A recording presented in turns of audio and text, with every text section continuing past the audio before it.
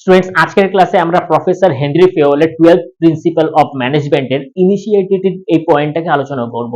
সাধারণভাবে আমরা দেখি কোনো ম্যানেজমেন্টের ভিতরে, কোনো ওয়ার্কিং সিস্টেমস বা কোনো ইন্ডাস্ট্রির ভিতরে ওয়ার্কাররা ওপর মহল থেকে, মানে টপ লেভেল ম্যানেজমেন্ট বা মিডল লেভেল ম্যানেজমেন্টের থেকে যা ইনস্ট্রাকশনস পায় সেটাকেই ইমপ্লিমেন্ট করে, মানে যা আজ্ঞা পায় সেটাকেই আজ্ঞাবহভাবে সেটাকেই কমপ্লিট করে, মানে যে ইনস্ট্রাকশনস গুলো পাচ্ছে সেগুলোকে ফুলফিল করে। কিন্তু হেনরি ফিওল এখানে বলে যে এটা সিস্টেমটা এরকম হওয়া দরকার যে কিছু কিছু সময় টপ লেভেল ম্যানেজমেন্ট বা ম্যানেজমেন্টকেও বলা উচিত যে ওয়ার্কার্স যারা রয়েছে তারা শুধুমাত্র ইনস্ট্রাকশনস এর উপরে ফলো না করে শুধুমাত্র যেটা ভালো হয়, যেটা তাদের সুবিধা মতো তারা করতে পারে, এরকম ভাবেও কিন্তু তারা করতে পারে। এর জন্য জরুরি না যে ওপর মহল থেকে তারা কোনো ইনস্ট্রাকশনস পাবে তারপর সেটাকে ইমপ্লিমেন্ট করবে।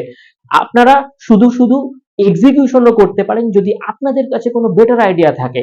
যদি কোনো ইকুইপমেন্টের দরকার হয়, যদি কোনো র মেটেরিয়ালস এর দরকার হয়, যদি কোনো পদ্ধতিগত পরিবর্তন করতে হয়, সেটা আপনারা করুন না, সেটাতে কোনো আপত্তি নেই টপ লেভেল বা মিডল লেভেল ম্যানেজমেন্টের। তো এতে হতে পারে কি ইফেক্টিভলি বেটার একটা রেজাল্ট পাওয়া যেতে পারে।